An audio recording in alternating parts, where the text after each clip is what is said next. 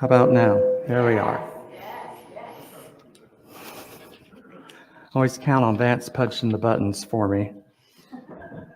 All righty, good morning. I'm so happy to be here with everyone. And I'm also saying good morning to the people online. That's how I normally watch the services, either on YouTube or Facebook or Zoom. Next week, a friend of mine is going to be speaking here, and so I promised her I'd be there on Zoom. I'm hoping she'll be able to see me for that. Her name is Janine Burns. So the topic today is, I am a child of God, and so are you. But when no one's looking, that's kind of a lot to take in, especially the first time you hear it. So if no one's looking, I might ask myself, am I really a child of God? The old man in the sky. Was I created in his image? What about when I do something sneaky? Is he watching me and taking notes like Santa Claus? Did anyone notice I kept saying he? Is God a white, heterosexual, Christian, cisgendered male? Does he vote Republican versus Democrat? My mother's pretty sure he votes Democrat like her. And she'll call me up and tell me, God's not going to let that happen. I was like, it just might, honey. And what about women? When we're talking about a child of God made in his image, what about the women in our world? What about the disenfranchised people of multiple communities? Are they left out on purpose? I know they feel left out. When I was a child, we went to a church that was based on a style of teaching with us and God out there. And so we sometimes refer to that as duality. And they could never answer my questions. They had within their doctrine that if you didn't believe the exact same they believed, that you would go to hell. And I would ask, them and my parents when I got home about it again, because it never made sense to me. We had Jewish people in our family. We had Catholic neighbors. I used to go to church with them as well. And these were all really good people. And that's where, for me, a lot of challenges come in. But as New Thought people, we honor every path to God, no matter what it is.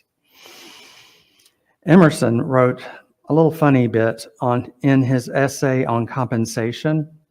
He went to a church service where the preacher was a man that was well esteemed for his orthodoxy. The preacher assumed that judgment is not executed in this world during our physical lifetime, that the wicked will be successful, the good will be miserable, and then urged from reason and from Scripture that compensation to both parties would be in the next life. And he said he found that odd, that no offense appeared to be taken by the congregation at this doctrine. And when it was over, the congregation left without even a remark on the sermon. And he just thought that was so odd. He said that the fallacy with that teaching is that justice is not done now, according to them. Cause and effect is how we would explain the world and justice, things happening to us based on what we've put into law. What did the preacher mean when he said, those that do good are rewarded in the next life, and those that are not good, the rich people, have temporary reward now? My teacher said, when I took this class the first time, that is a mindset of paying for a new car now and not driving it until after you die. So that never added up for me. I loved Emerson, though. The more time I've had to study him, the better and better it gets. And I'll tell you, when we went through our classes, we just studied it the one time in the second year of study, and I got to study it 3 times on my way to ministerial. So every time it gets easier, and over time you're looking things up just to find a funny quote. So I came from that background, that duality background, and I knew that I wasn't welcome as a gay man. that, I'm an abomination. So for me, I left that teaching and found my way over to oneness teachings. And everything evolved for me at that point, up until to a level that I had to go to a accreditation conference for the Emerson Institute about a week ago. And the people at that conference are deans or presidents of religious schools. So the Unity people were there, the Johnny Coleman people were there, we were there on behalf of Emerson, and then a lot of people from all kinds of different teachings. A lot of the duality type teachings were there. And so they would get up one after another and share their doctrine because, it's their doctrine. They love this stuff. And the oneness people were on the other side saying, should we leave? Should we just get up and take our stuff and leave? And for me, what I got out of it was, these are smart people. These are not people having a challenge. This is simply what they believe. And since it's their doctrine, they want to share it. So the New Thoughters and myself would, after each speaker, we would talk about what we got out of that talk. What was good? What are we taking with us? And that was our way of making it through the week. And what was really wonderful about them was even when we went to the airport, they stuck with me and they surrounded me and they did not leave me unattended. I guess they were just naturally protective of me. It was my first time doing that. And I feel like I have a whole new family. Even with the Pentecostal ministers, everyone was wonderful. All right, and in religious science, the oneness teachings, we're taught early that every aspect of ourself is created by God, out of God. And it's out of this substance. Maya likes to talk about the substance that is all around us, and it is what everything is created out of. And it's intelligent substance. That's the piece I wanted to add to that. It means from the top of our heads all the way down to our tippy toes, we are created. All of that is the substance of God. And what do we know about substance? In today's vernacular, we are more and more referring to this as the quantum field. Substance was a word back in the early 20th century that our teachers used. This substance can be molded, shaped, or manifested into something else. So we can have a perfect body when we come in, or a body that needs to be healed and when we come in, depending on the consciousness during that pregnancy. We can also cause it to be changed in some way so that the body is reflecting the healthiness of our thoughts. And A Course in Miracles, I found that their doctrine complements religious science doctrine quite well. They're both oneness teachings. And in A Course in Miracles, the belief is that anything that can be changed, like our bodies, is temporary. It's not permanent. It's not going with us later. The part of us that is spirit is permanent. Whatever God is permanent. How that substance works is permanent. You can't change it. And so knowing that, you have this liberation of, okay, what can I work on? I'll let that stuff be to the side. I'm not going to pray to God. I'm not going to plead and beseech. I'm going to line myself up within consciously with that we call God. And from there, I can move forward. As a child, Myrtle Fillmore of Unity had tuberculosis and always thought of herself as a sickly child. And what happens when you think you're a sickly child? Yeah, you get more evidence. Oh, yes, I am a sickly child. Look, what just happened to me. Right. And you own it, right? And then the universe keeps producing it for you so you can keep pointing out, look how sickly I am. The turning point for Myrtle Fillmore was when she went to see E.B. Weeks speak from Hopkins, Illinois Metaphysical Institute, and she had an aha moment. It was during this talk that, number one, she heard she, as a woman, was made in the likeness and image of God.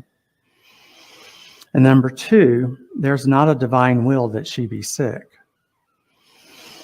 And that, I think, is important for us to remember. There is not a divine will for any of us to be sick. There's no divine will for me to be poor. There's no divine will for me to struggle or for love in my world. And yes, God within me seeks an outlet for its creativity, and I've been blocking it for some time.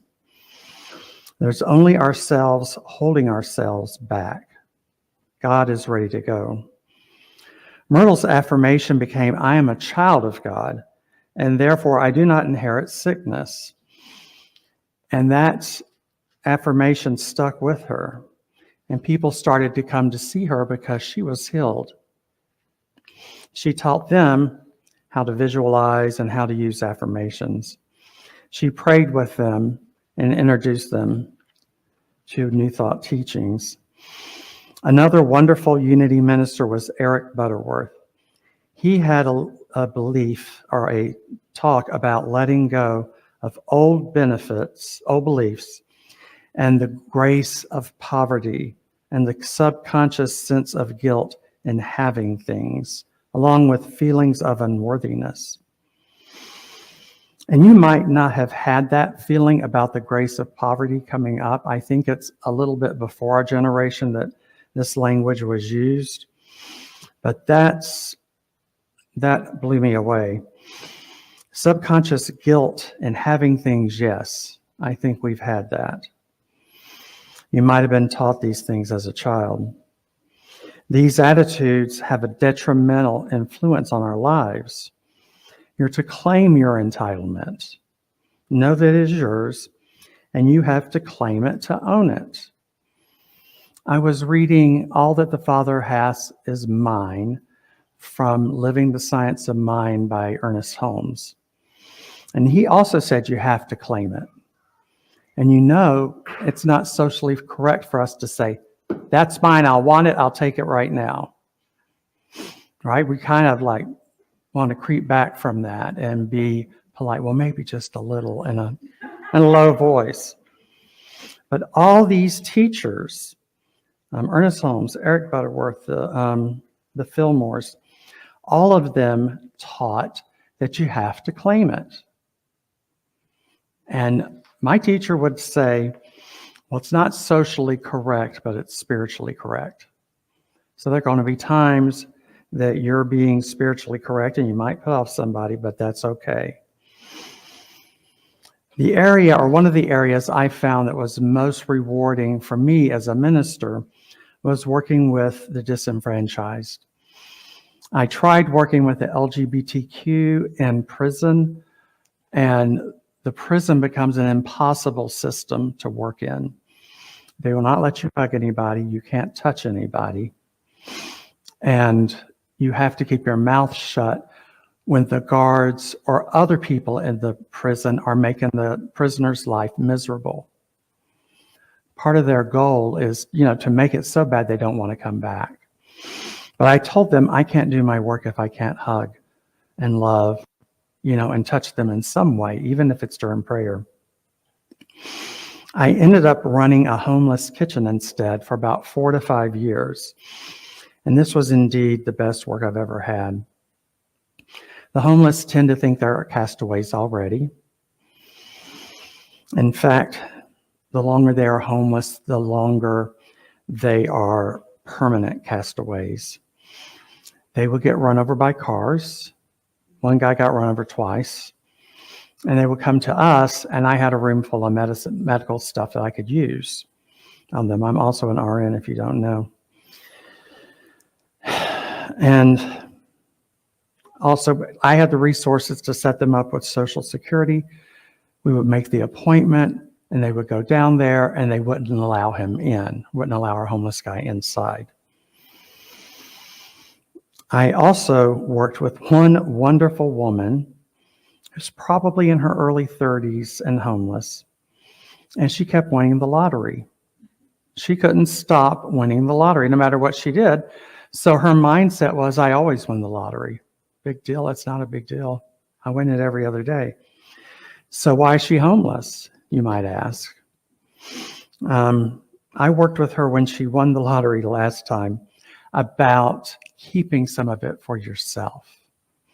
Why not keep half of it for yourself? And she kept saying, yeah, I'll keep some for myself. But she was giving it to other homeless people on the street, just trying to lift them up. In the end, she gave it all away. Like, I'd check with her each week. Have you given it all away? No. Finally, she gave it all away. It's because she didn't have the consciousness to keep it, right? That's what we would teach here. Another gentleman I worked with there thought he was an angel and said it's his job to uplift the people on the street and help them out. And since at some point he said they are children of God, I was able to say, but are you helping all the children of God? Are you including yourself? You're a child of God. Are you helping yourself? And I think that really threw him off. He left that day, and God only knows what he did. I also wondered, maybe he is an angel. I don't know. We teach angels are thoughts, intuition. They're messengers. That's what we teach in this teaching. But I thought there's always a chance. You never know. Edwin Gaines said that in the four spiritual laws of prosperity on page 25, that God is rich and nothing is too good for the children of God. The Spirit of the Infinite will provide the bare necessities, not the bare necessities, but everything. And again, you have to claim it. We set our consciousness to receive this good so that if we do get some good in the interim, it won't disappear. So I'm always reading that you have to create space for your manifestation to take place. So when I'm working on finance, I reference my bank accounts and the different funds I have. And I note that this money is going to go, into all these different ways of distribution. So am I a child of God? And are you? We are all worthy of not some of the good, but all of the good. And what about when I do something sneaky? Is it watching me and keeping notes, like Santa?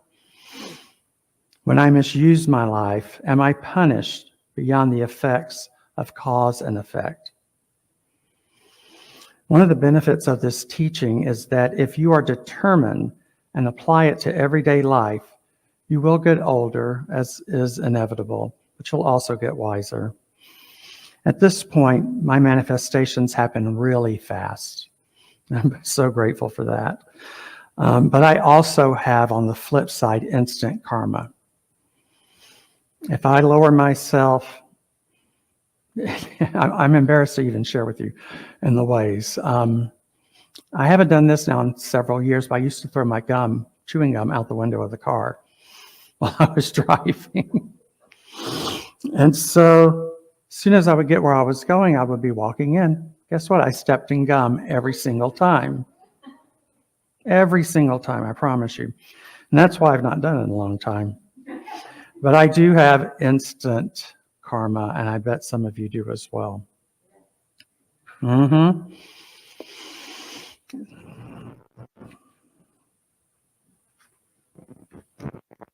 So I've got a reading for you from the Christian Larson book, The Pathway of Roses.